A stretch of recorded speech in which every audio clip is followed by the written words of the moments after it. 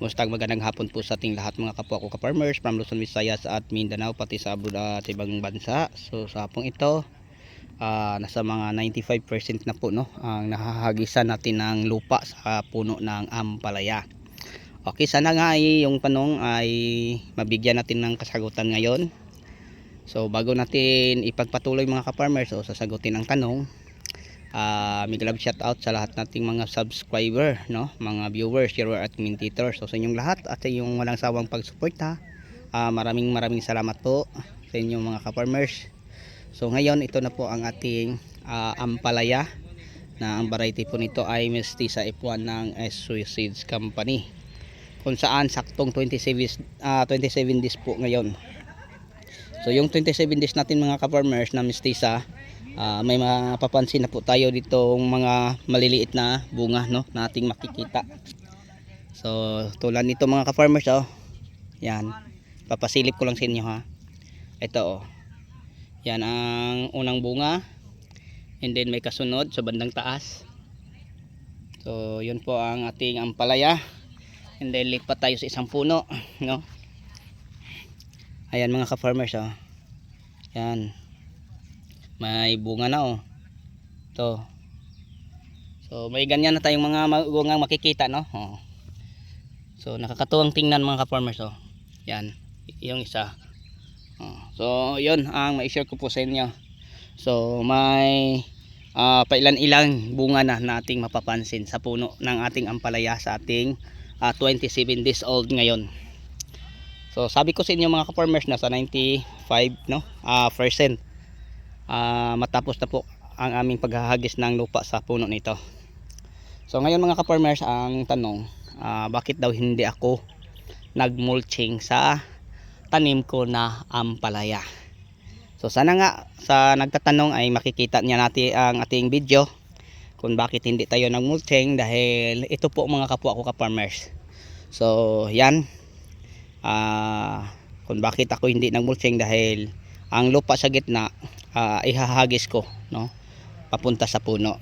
So once na mahahagisan natin mga ka-farmers, mga subscriber, ng lupa ang puno ng ating ampalaya, magkakaugat to siya. Okay, so pag magkaroon na siyang maraming ugat, and then hindi ka nag-pruning o nagbawas ng sanga, so pag maraming ugat, maraming sanga, marami ding magbigay ng bunga, di ba? So subok ko na po yung style na yon sa loob ng maraming taon, kasi mag 35 years na po tayo sa pagpatanim ng kahit anong uri ng mga gulay. Kasi yung pagtatanim ng mga gulay mga ka-farmers ay mga ko po, no, sa lulo pa hanggang sa tatay, hanggang namin ngayon. Kaya nga yon ang maibahagi ko sa inyo palagi. So alam nyo mga ka-farmers, yung naglamprep lang ako, pinapangako ko sa inyo na lahat na gagawin dito sa farm, palagi kong ipapasilip para makita at masundan ninyo. So yun po no mga ka-farmers. So ngayon i-share ko kung paano ko ito inumpisahan. Una, naglamprep. Pagkatapos naglamprep mga ka-farmers, niliautan, naglagay ako ng linya, lubid na may sukat na pareho, no, nasa mga 8.5 feet o 2.5 meter, para ganon mga ka-farmers. And then doon ko nilagyan ng pusti. Pagkatapos mga ka-farmers, ito na install to lahat ng mga pusti. Nagbutas ako sa lalim na 6 inches, tatlo bawat pusti. So ang sukat ng ating pusti simula din papunta doon 3 meters.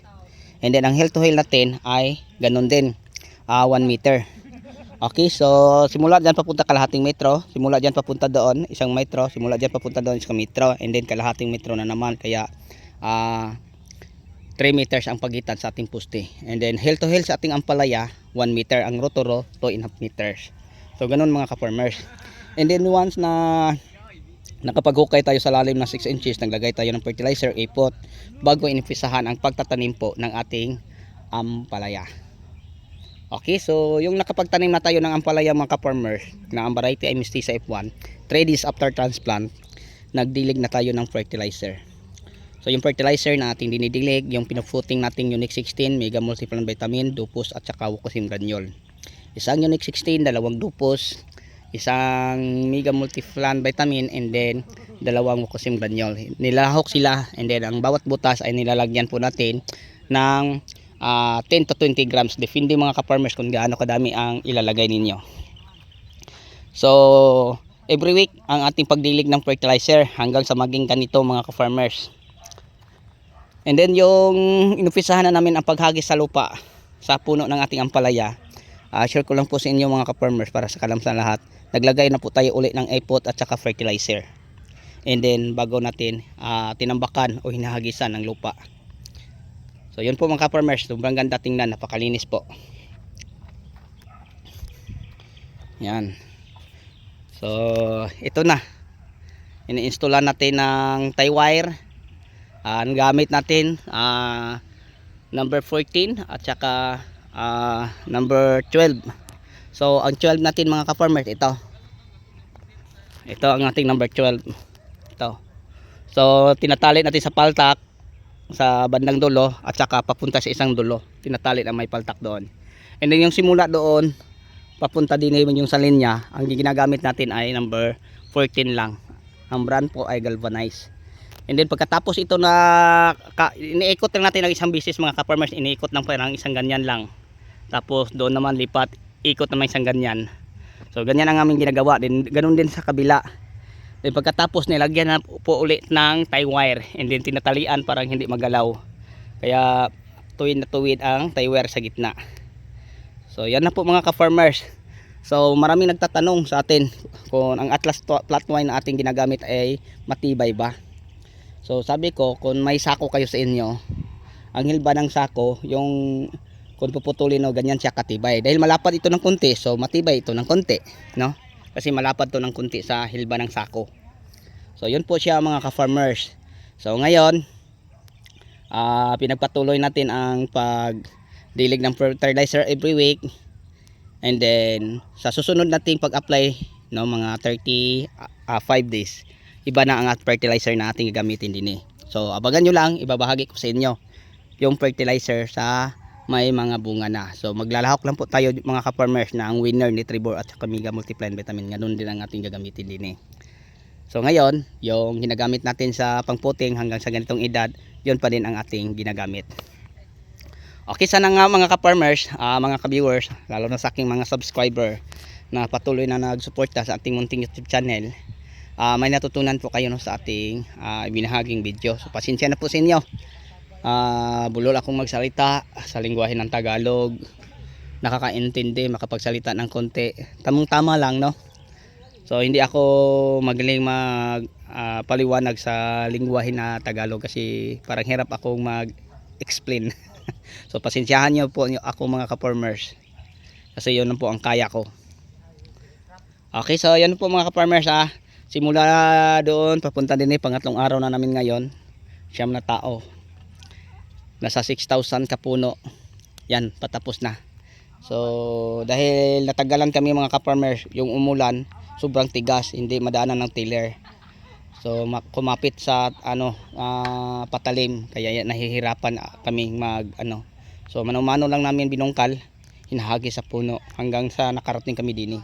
So ngayon ang pangatlong araw, nadaanan ng tiller, kaya mabilis-bilis kaming nakakarating din sa gilid. Simula ka pa kami doon mga ka-farmers papunta din.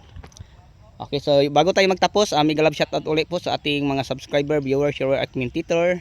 So sa inyong lahat, maraming salamat po. Bye bye and God bless. So abangan nyo lang mga ka-farmers ang mga next na gagawin natin. So sa nagtatanong sa atin, patungkol kung bakit hindi tayo ng mulching, ang sagot ko, kasi araruhin pa namin o itiller ang gitna, ihahagis sa puno. So yun mga ka-farmers, kung maka-mulching kami, ibid, tapos takpan. Pwede mga ka-farmers din, pagtanim, mas maganda, malalim. So ito mga ka-farmers, late na kami sa panahon, hindi na kayang ibid pa. And then may mga poste pa, ganito ang aming ginagawa. Malinis naman po mga ka-farmers kasi hahagisan pa naman ng lupa.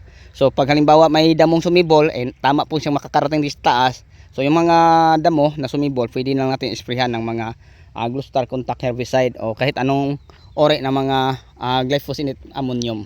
So yun na po siguro mga ka-farmers ang may share at may bahagi ko po sa inyo. Hanggang dito na lang, maraming salamat. Happy watching, bye bye and God bless.